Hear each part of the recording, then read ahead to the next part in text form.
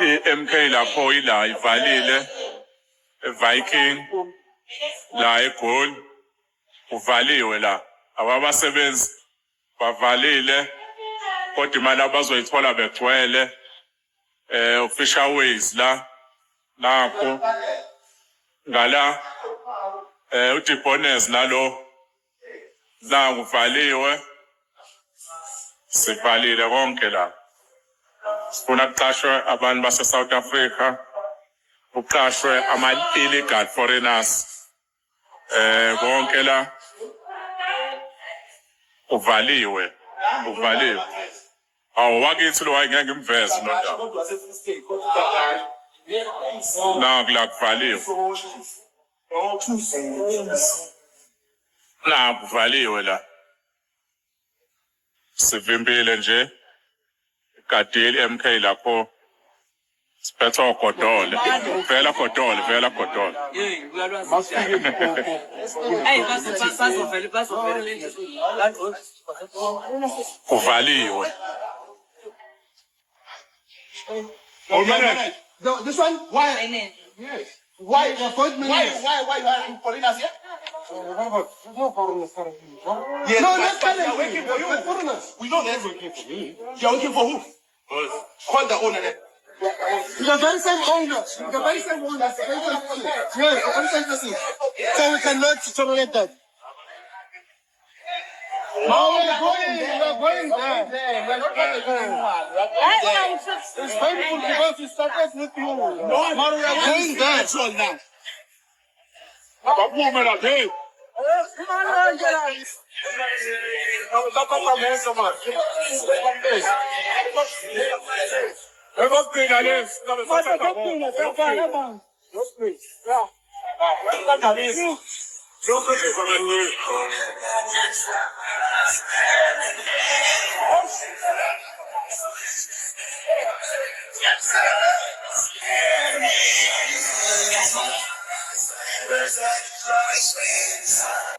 Commanders, morning.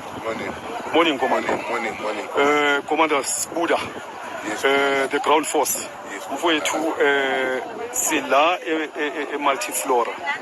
Ngoba sila multiflora namhlanje. Size ngani kahle. Morning, Commander. Morning.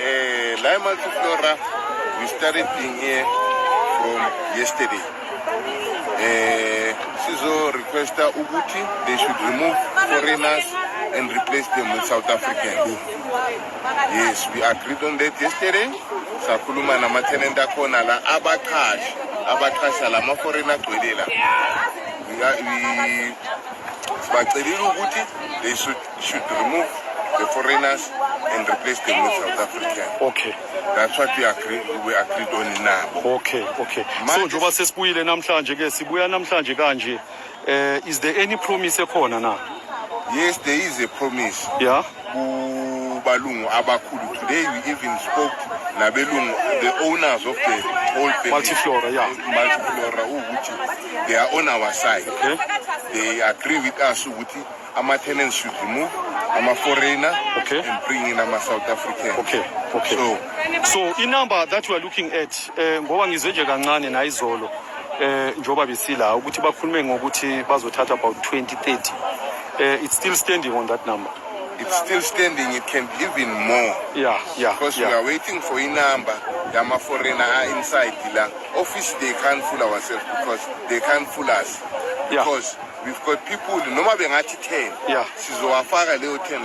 The people who's gonna tell us if they still foreign people are remaining inside. Sizoba keep. I know. So the number now stands on 2030. They are bringing it to us while we are waiting. We're waiting for a number, man. Okay. I'm a foreigner inside. Yes. Removed. Yes. No, asibonge mfethu. Siyabonga kakhulu umsebenzi. Hello guys, welcome to Amazon TV. I hope you are okay. Ivinjiwe yonke imzila. I jealous down shame. Thank you MKP Labor Desk.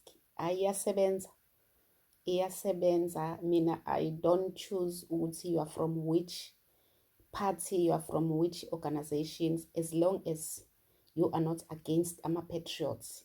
As long as you are a patriot, wakithi wena.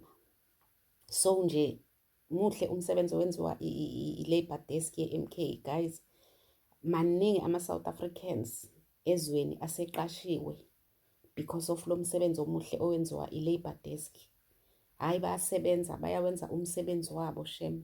Umkhonto, specifically the ground forces, because we're always on the ground and making sure ukuthi umuntu omnyama uyakhululeka futhi senze sure ukuthi young people they are being considered kuma employment ala South Africa. Sibonga kakhulu Commander Lam. Thank you so much. Amandla. Isaiah aqashiwe lapha yangaphakathi kodwa base beyibophezela ukuthi bazowafuna ama-CV Monday awu-16. Monday bazofuna ama-CV awu-16. Sisazokuverifya konke-ke lokule number basinike yona ngabe kuyiyona ngempela yini. Le femu-ke sikuyona sasikhona kuyona la ngomhla ka-27 June sizokhuluma into efanayo ukuthi baqashe abantu bokufika. Ngeke ngakubalula-ke ekuqaleni ukuthi abantu balako 80% aba-foreigners, abantu abangenawo ama-document. Sasikusho la ekhona amaphoyisa beyivumela bona ukuthi abantu abaqashwe la banawo ama-document. But okubuhlungu nokusiphatha kabi ukuthi amaphoyisa wenzanga lutho. Akhona nje namhlanje azogada nje thina ukuthi bavikelekile nabantu bokufika abangenawo amaphepha. Okuyinto-ke leyo, okuyinto lesingahambisani nayo. Amaphoyisa uma kukhona umuntu ophula umthetho, amaphoyisa kusuke lo muntu ambophe ayoyiphendulela enkantolo. Kodwa la maphoyisa azogada abantu abase-South Africa azokuthi abahlukumezeki nabantu bokufika okuyibona abaphula umthetho ukuthi bengene la. Umuntu wokufika umthetho uthi mawuthola umuntu wokufika engene kuleli zwe ngokungemthetho kusuke kumele umthathe umdeport umbuyisele ezweni lakhe. But umbuzo ukusebenzeni kona wonke la mafeme sawahamba ngomhla 27 June abenzanga lutho.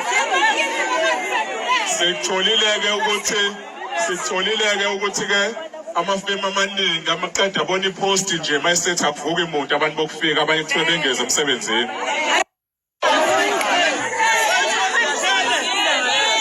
Wafunda eMadizi Secondary School, Simon Lukhele.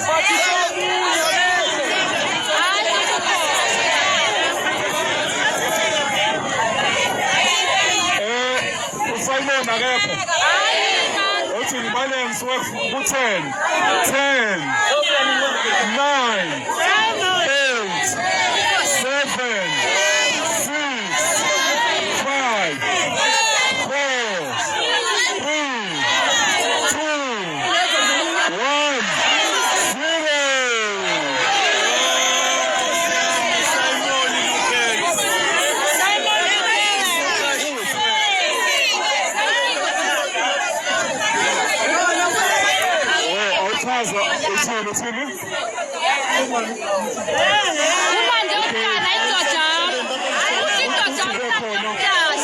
Sifuna uconfirm la.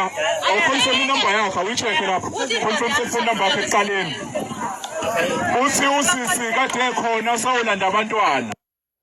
So as they promised, lama CV itagi lezi is for South Africans. Azongena emsebenzini manje ezibethembisile. As for amaphoyisa, sometimes I wish ukuthi ngabe usamiyeka uTata Morero wavele wenza ama-foreigner aba amaphoyisa. Ke sibone ukuthi ayezokwenza njani ngoba if esethathela ama-foreigner esethathela wona umsebenzi, mhlambe bazokwazi ukusukuma benze umsebenzi ngendlela efanele.